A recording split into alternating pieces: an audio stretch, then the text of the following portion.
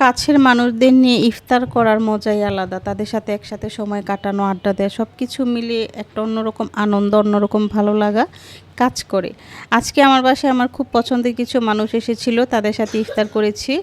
আর এই ইফতার করার জন্য আমি রান্নাগুলো দুপুর থেকে করে নিয়েছিলাম, খুব বেশি আইটেম করতে পারিনি। ধ্রুব হচ্ছে স্কুল ছিল, আর ওর স্কুল থেকে এসে একটায় এসেছি, 1:30 থেকে রান্নাটা শুরু করি, যেহেতু বিকালে গ্যাস থাকবে না। আর শুরুতে ভিডিওতে আমি দেখিয়েছি ডিমের চপ, তারপরে ছিল মোমো, আর এখন হচ্ছে চাউমিন করছি।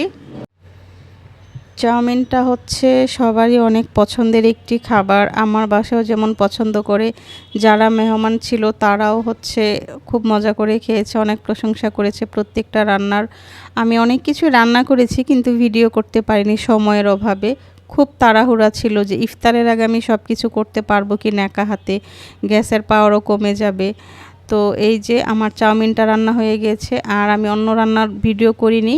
এখানে টেবিলে খাবার দিয়েছি ইফতারের সময়, সেই ভিডিও। পরোটা, দই বড়া, এই যে চাউমিন, এই সসগুলো আমার নিজের বানানো। এখানে আছে একটা ফিশের বারবিকিউ, ডিমের চপ, আনারস, আপেল, খেজুর, এই সব কিছু মিলে অনেক ভালো একটা সময় কেটেছে।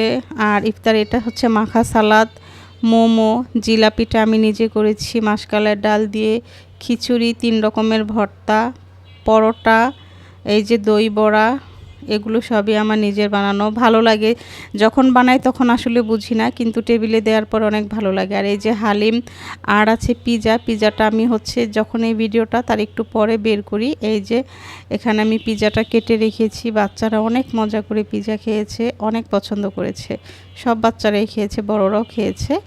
আর হালিমের প্রশংসা তো আমি বরাবরই পাই, এটা নিয়ে আর বলার কিছু নাই। প্রত্যেকটা রান্না সবার অনেক পছন্দের ছিল, আমারও ভালো লেগেছে। আর এই যে মেহমান চলে যাওয়ার পরে আমি সব কিছু গুছিয়ে, আমার প্লেট বাসনও ধোয়া হয়ে গিয়েছিল।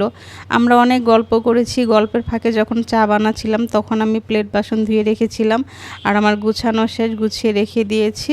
এখন ধ্রুবকে পড়তে বসাবো, আগামীকালকে ওর পরীক্ষা আছে। হয়তো অনেকে বলবেন পরীক্ষার সময় রান্না কেন, এই আয়োজন কেন, আসলে করতে